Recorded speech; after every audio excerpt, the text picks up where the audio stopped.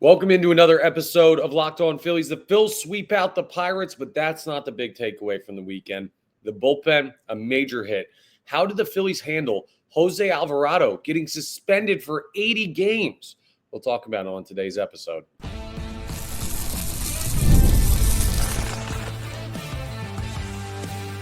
You are Locked On Phillies, your daily Philadelphia Phillies podcast. Part of the Locked On Podcast Network, your team every day.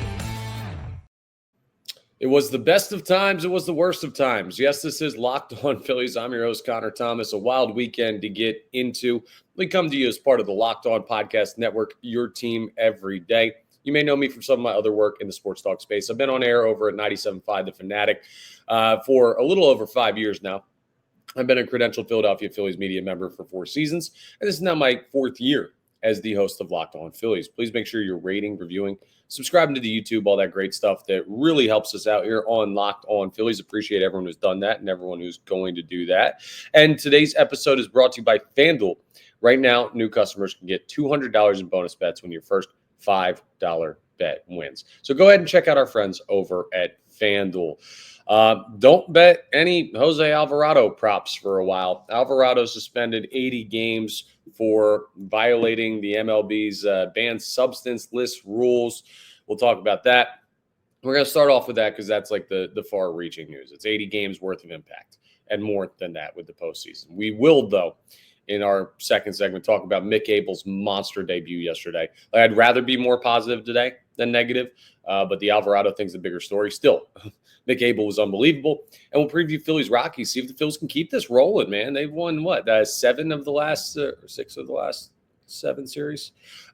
They've been rolling right now. So we'll get into good stuff. But my God, this Jose Alvarado news is it's a killer. It really is. I don't know if this is enough to be like, oh, well, that really, really restricts the ceiling of this team. But I'll tell you, it's not good for them. Whatever you think about it, it's not good for the Philadelphia Phillies. I know, hard-hitting take there out of me here. So if you don't know the situation, if you haven't seen the news, Jose Alvarado, Phillies' best relief pitcher. Yeah, he's been their best reliever this year. Was popped for PEDs. That's an 80-game suspension.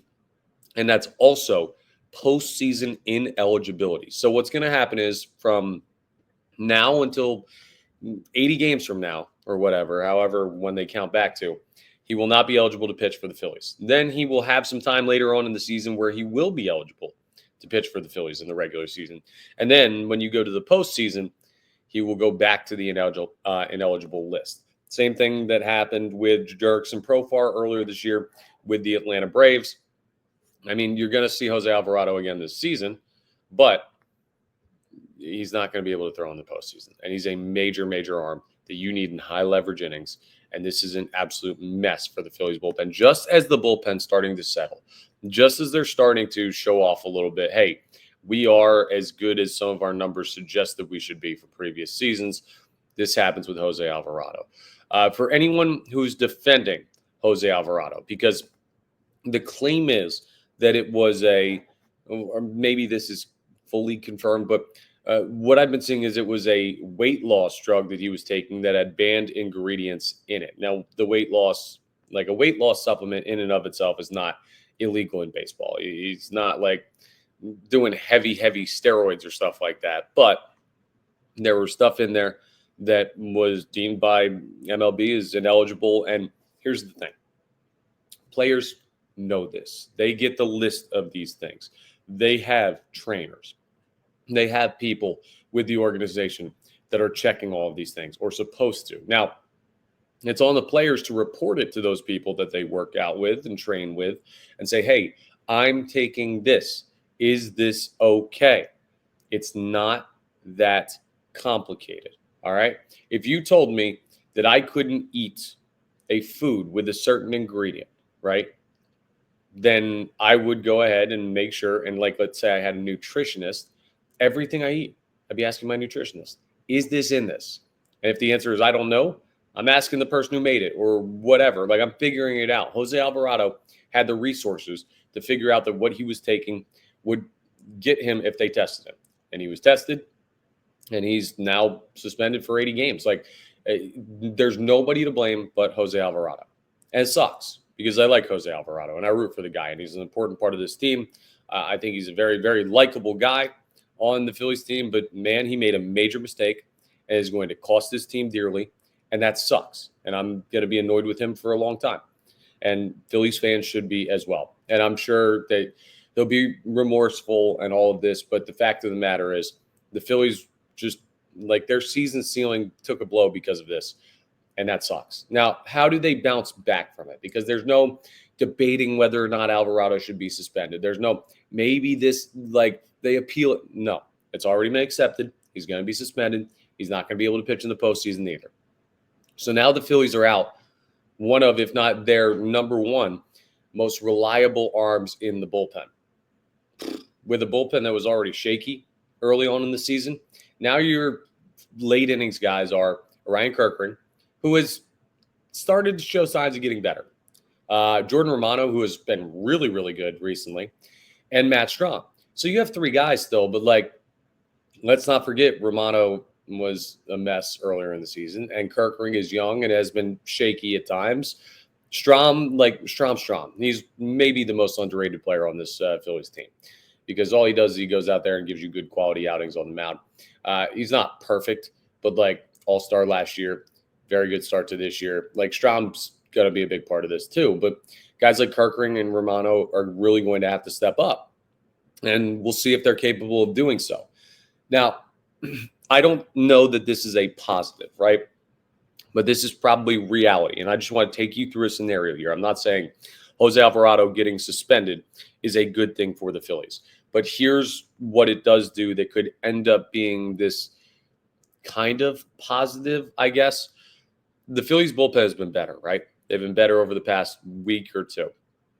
And let's say you roll into the trade deadline and you have a, 3 bullpen ERA or a 2.5 bullpen ERA or something. Your numbers look good because the Phillies keep pitching like the bullpen has been pitching over the past couple of weeks. Well, that goes for the next couple months. And they settle in, and they're one of the better bullpens in baseball. It's going to be easier for Dave Dombrowski to just, like, get a middle-of-the-pack reliever and say, okay, we added something, but that's not our weak spot anymore. We're going to focus on a right-handed bat. And I think you need another premier arm or two in the bullpen. I would want to see, even with Jose Alvarado, the Phillies aggressive in adding bullpen arms at the deadline. There's a world where if the Phillies bullpen was throwing well, Dave Dombrowski could have reasoned his way out of spending heavily on the bullpen at the trade deadline. No doing that anymore. You have to go get a premier guy. You have to. The Phillies are the most reliever-needy World Series contender on the market as of yesterday when this news came down. And you can't make a trade now. So you're going to have to survive the Jose Alvarado thing for a while in the regular season. You're going to have to call guys up. You have to piecemeal a back end of a bullpen, which sucks. And it may cost them games. And when it does, we're going to be thinking about Jose Alvarado and saying, dude, this is on you. But at the trade deadline, this may force more action from Dave Dombrowski. Now, it's going to cost you, because you have to acquire a guy in the mold of somebody you already thought you had on the team. And that sucks. But maybe it will lead to being even more aggressive at the trade deadline, because you can't waste this opportunity that the Phillies are going to have. The Phillies are playing really good baseball right now. They swept out the Pirates over the weekend. They have, the 4th best record in baseball, trailing the Tigers, the Dodgers, and the Mets. And they're only, a game back on the Dodgers and the Mets. So they're a damn good baseball team. And they're not going to let this opportunity go by. And, hey, maybe this bullpen will step up and they'll become story of the year. And Romano will be great, and Kirkring will be great, and Strahm will be great, and other guys will step up for them. But I don't know how the Phillies bullpen survives this long term without a couple major additions at the trade deadline. Now, this team's weakness, we had talked about the bullpen earlier this year, and we talked about center field and talked about all this consistent run production, back end of the starting rotation, who's ever in that 5 spot has kind of been a mess. Definitively, the Phillies' number one Achilles heel is their bullpen right now. And it happened in a snap with a player that you expected to have. Dave Dombrowski did say, the only way to do this is you basically have to treat it like an injury. Like Jose Alvarado is injured and done for the year. That's kind of what you have to act like. And that would suck too. Like, it doesn't make you feel any better, but it's not like they're sitting there saying, okay, well, he's going to come back and he's going to do this and he's going to do. He can't pitch in the postseason. You need to add like a closer. You need to go get this year's Carlos Estevez, and you probably need to do something more than that, like hyper aggressive at the deadline in the bullpen. You have to. And the other thing that you're going to have to do too, and this is much further down the line, but when Jose Alvarado is eligible again, he's going to have to eat a whole lot of innings, a lot. Save arms. He's going to be the Taiwan Walker last year, where Taiwan went out in the final month of the season, just had to wear it. Now Alvarado will be able to get more outs, but he's going to have to wear a lot of innings on his left arm, because your only job that you can do to contribute to this baseball team, besides maybe helping save some games later on in the season that could matter, saving the arms of the guys that can throw in the postseason because they're not using or they didn't use a banned substance. So, listen, you can't feel bad for Jose Alvarado. You can't. He messed up. It's his fault. There's no ifs, ands, or buts about it. And it sucks for the Phillies, and he put him in a bad spot. And now this team is going to have a tougher time winning the World Series because of it. And this is just, this team didn't need stuff to overcome, right? Dodgers are very good. Mets look pretty damn good. Like the rest of the National League, there's some quality teams out there, and it's hard to win the World Series. It gets even harder when you lose legitimately your best reliever. So, bad news for the Philadelphia Phillies. Very, very bad news. But the good news came on the field. And if they keep winning, who knows? Maybe we just forget about this Jose Alvarado thing if they keep just playing amazing baseball. We won't, but it does dull the blow a little bit when you get a start like you did out of Mick Abel yesterday and you sweep out the Pirates. I know I had to talk about the negative news, but coming up next, we talk about the immense positives of the weekend, mainly what Mick Abel was able to do yesterday out dueling Paul Skeens. And what is his role going forward with the team? Well, that's a little bit tougher to answer. We'll talk about that next year as we continue today's episode of Locked On Phillies. Let's talk about wonderful pistachios, though, because if you're looking for a snack that's both delicious and nutritious, well, you can crack into a good source of protein with wonderful pistachios. Wonderful pistachios is one of the highest protein nuts. Each 1 ounce serving has 6 grams of protein, giving you over 10% of your daily value. Plus, they're packed with fiber and better for you unsaturated fats to help keep you feeling fuller longer. Now, my favorite, it's the no shells variety, sea salt and vinegar. I love it because they got the resealable pack. So you just open it at the top. You don't have to eat all of them all at once, but just pour them right into your mouth. It's way easier than cracking the nuts open. But some people like that, the authentic shelled pistachios, and they have those too. And they have a bunch of different seasonings and flavors. You got to check it out. They taste great. They're great for you. They have a lot of these things that other snacks do not have. Whether you need a quick protein boost or anything like that, and they've got good ingredients, so it's good for you. They're the best. And if you're trying to get in shape for summer, you should be eating wonderful pistachios as your snacks, not those potato chips or anything like that. No, this is much better for you. So get snacking and get cracking with the snack that packs a protein punch. Visit wonderfulpistachios.com to learn more. That's wonderfulpistachios.com. All right, let's talk a little bit about Mick Abel, because my goodness, what a day for Mick Abel. See, this is going to be fun. I need this. So the Jose Alvarado conversation we just had was the shot. The rest of the episode is going to be the chaser. Mick Abel with one of the great debuts you're going to see in Philadelphia Phillies history. 9 strikeouts over 6 innings of work. Did not walk anybody, did not allow a run. Paul Skeens on the other side, and you're just dueling with him. In your first ever major league action, he's throwing 98, 99 in the first inning. No, not Skeens. Abel. Mick Abel was unbelievable. The breaking stuff was good.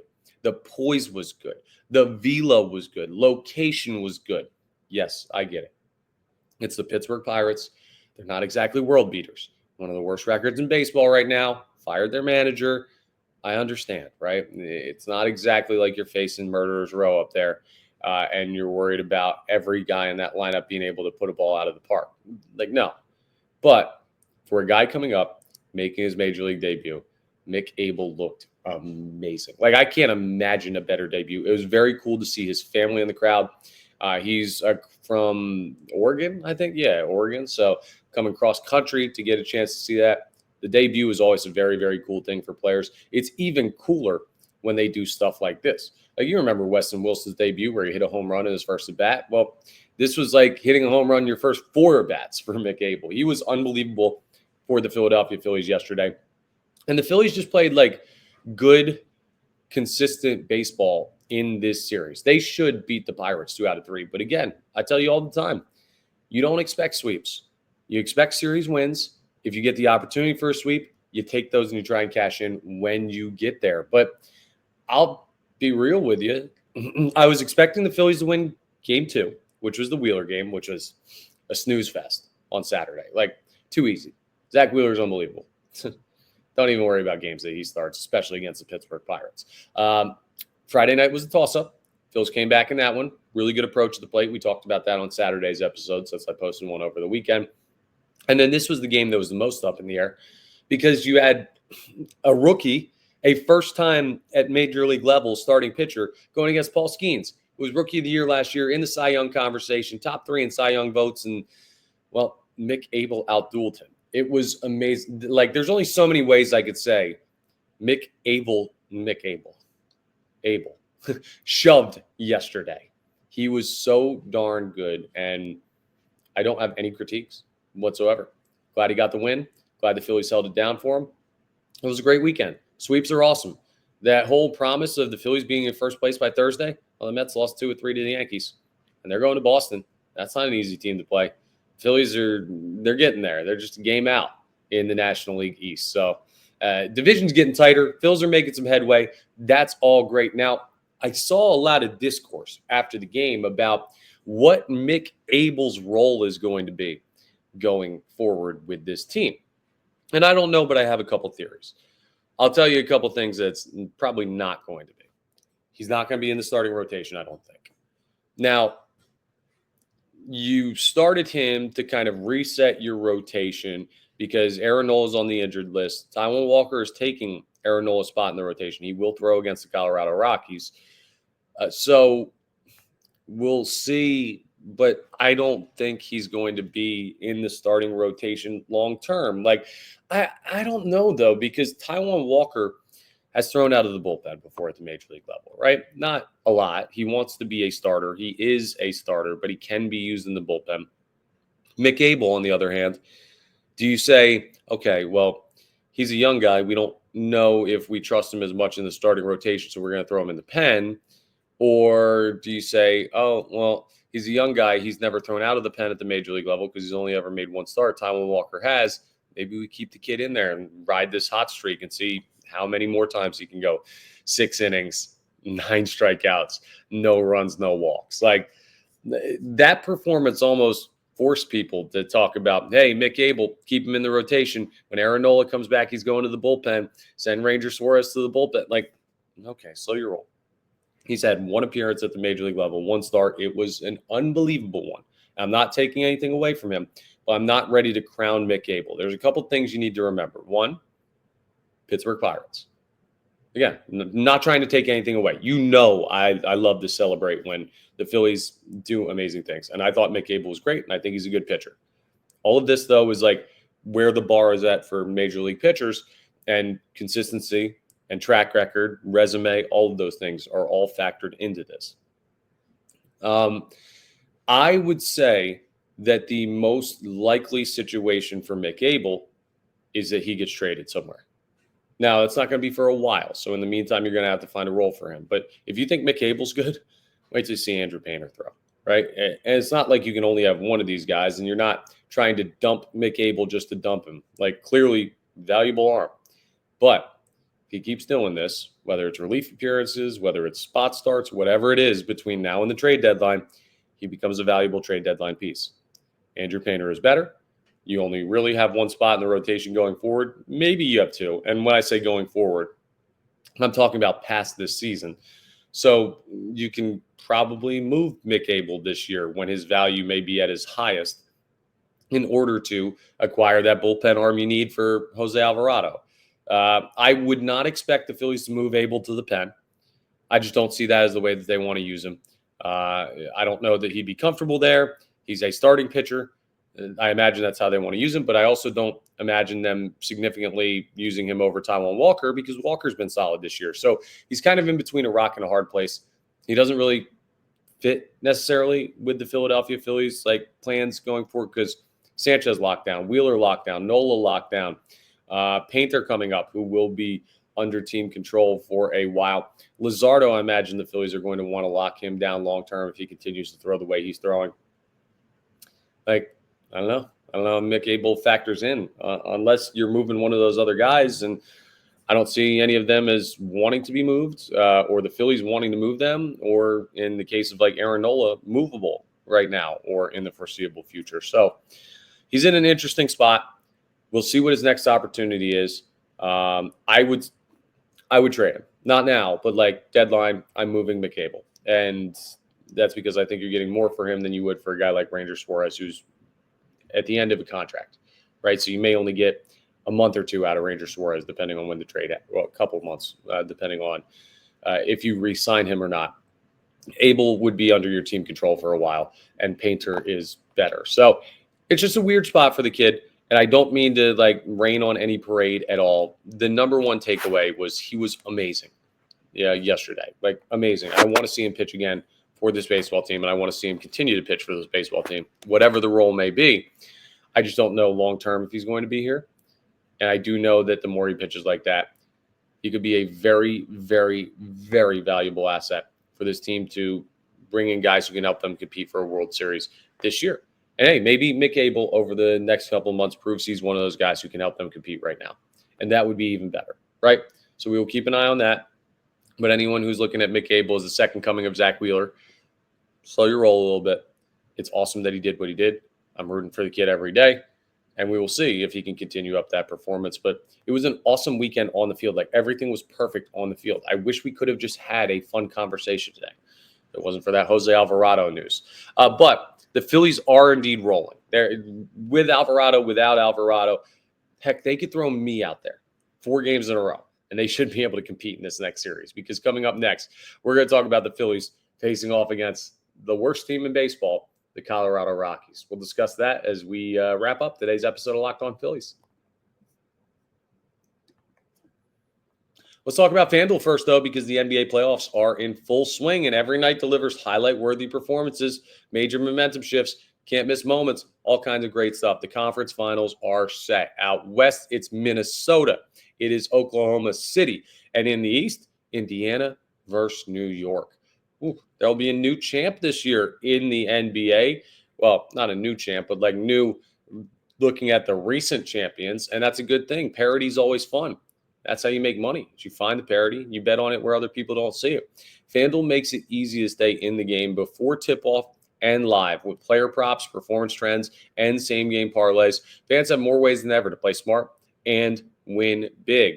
Plus, if you're new to FanDuel, it's the perfect time to sign up because when you head to FanDuel.com and place your first $5 bet, if it wins, you get $200 in bonus bets. So you can make every moment more with FanDuel, official sports betting partner of the NBA. Go ahead and check out our friends over at FanDuel. So the Phillies heading out to Colorado, little West Coast swing. Rockies, Athletics, the next 2 series that the Philadelphia Phillies will play. The Athletics, we will get there when we get there, but actually a sneaky good start to the year for those, sorry, not Oakland Athletics, if I said that, just the Athletics now. Another minor league park on tab for the Phillies Friday, Saturday, and Sunday. No off day this week because this series against the Rockies is a 4-game series. Now, the Rockies are 8-38. Let me say that again. 8-38. I can't look at this and say, all right, sweep, 4-game sweep? No. Even with a team this bad. And if they do sweep them, I would not be surprised at all. Like I'm almost in the back of my mind expecting that to happen, but you don't go in saying, hey, we're going to win every game. You go in and you say, we're going to take 3 or 4. That should be very doable against the Colorado Rockies. You leave yourself a little margin for error if something crazy happens. Guy has a blow-up start. I don't know. You run into a hot pitcher. I don't think any of this is likely with Colorado, but 3 out of 4 is just tempered expectations. That's all you need. If the Phillies win 6 of their last 7 games, we're not going to be mad. Now, if they drop a game to the Colorado Rockies, that individual game we can be upset about, right? That's the thing. This is a very rare case where it's just like if the Phillies won 2 out of 3 against, 90% of the teams in baseball, that third game, my reaction is, well, what are you going to do? Right? Like, you're not going to sweep every team. Cool. You won the series. Keep winning series. You're fine. The Phillies right now are on pace for, I think, like 99 wins. Like, they're rolling right now. When I tell you, I don't think people realize how hot the Philadelphia Phillies currently are with just when you look back really over the past month, not calendar month like just May, but look at the past like 30 days. But the individual games, though, against the Rockies are going to be different. Now, I'm not expecting 4 out of 4. But I am expecting like every game for them to win, if that makes sense, right? Now, if I look at the games individually, there is no way on God's green earth you should lose a baseball game to this team. There's just not. Like, I can't think of anything realistic. I was just throwing out general reasonings of why a better team loses to a worse team. We're talking about like a pitcher blows up or you run into a hot one for the other team and you just can't kind of really like see them. I don't know, a weird thing happens. Your offense kind of like sleepwalks through something. Playing in Colorado is different because of the elevation, ball flies. We know that's the most hitter-friendly park in Major League Baseball out there, even though it's not a small one because of just the way the ball flies. How many ways can I say this respectfully? The Colorado Rockies flat out stink. You are a World Series contender. You should beat them 1 billion times out of 1 billion. I'm not going to expect 4 out of 4, but I am going to expect this Phillies team to show their dominance. And one thing that I'm really looking for in this series against the Rockies, because I'm not really looking at individual performances or anything, like, because people are just going to say, oh, it's a minor league team. It doesn't matter. Oh, Bryce Harper hits 3 home runs. Who cares? He's facing the Rockies. Oh, the air is thin out there. Like, all individual performances are going to be explained away in this series, or could be explained away by quality of opponent or lack thereof. But when I look at the standings, and I see some of the teams near the top of baseball, like Tigers, best record in baseball, their run differential plus 87, Mets plus 56, Dodgers plus 63, Cubs plus 70, Yankees plus 90. The Philadelphia Phillies have a plus 24 run differential. That's good for 1, 2, 3, 4, 5, 6, 7, 8, 9, 10, 11th best in the sport, trailing teams like the Reds and the Twins and the Cardinals. And that's just not so, well, it's not that it's not good enough. You could have a low run differential and just be winning a bunch of one-run games and still have an awesome record and prove that you can win tight games. Like, it's not totally necessary for you to get to where you want to go. But it does seem that like the great teams do beat the brakes off of the bad teams more often than not. So I would love to see the Phillies' run differential be significant. I want to see blowouts in this series. I don't just want to see one baseball games. I want to see like 7-0, like 8-2, put up 10 one game. Like, I know this offense is capable of it. I know the Rockies can get beat like that. And also, let me just see if they actually do have that. Yeah, they're a minus 144 run differential, the Colorado Rockies. The next closest team in baseball is minus 85. Like, they are almost double the negative run differential of the next worst team in baseball in that category. So they get blown out more often than any other team in baseball.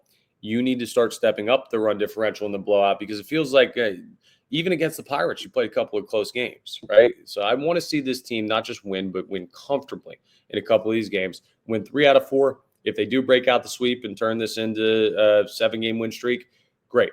We will absolutely take it. But I'm not getting too hasty with it. I'm not trying. Okay, well, I am overlooking the opponent a good amount because they're the Rockies, but I'm not trying to like overstate it. It's still a baseball team that's won 8 games this year out of 46. My God. I want to say so bad 4-game sweep, but I just can't, because that's not the type of, like, you got to be more rational than that. But the Phillies should shove. The pitching should look great. I will also have an eye on the bullpen and how they manage that without Jose Alvarado. I'll keep an eye on Taijuan Walker making a start for Aaron Nola's spot in the rotation with Nola on the injured list with an ankle sprain. We talked about that in Saturday's episode. If you want to go back and check that out, but this should just be a nice, comfortable start to a West Coast road trip. Then they go to face the Athletics. I almost said Oakland again, but they're not in Oakland. It's going to be hard to remember. And then they come back home. So, yeah, road trip. Take 3 of the first 4. Take 2 of the next 3. Get out of there and have, what would that be, a 5-2 record on this road trip? Cool. We're chilling with that. Totally comfortable. And that would be a good trip for the Phillies. And if you win 4 here against the Rockies, even better. Should be a fun week for Phillies fans with some very, very winnable games. And we'll break down all of it as we continue our episodes for the week. But that's all for today's episode of Locked On Phillies. Thank you again for joining us. We're part of the Locked On Podcast Network, your team every day.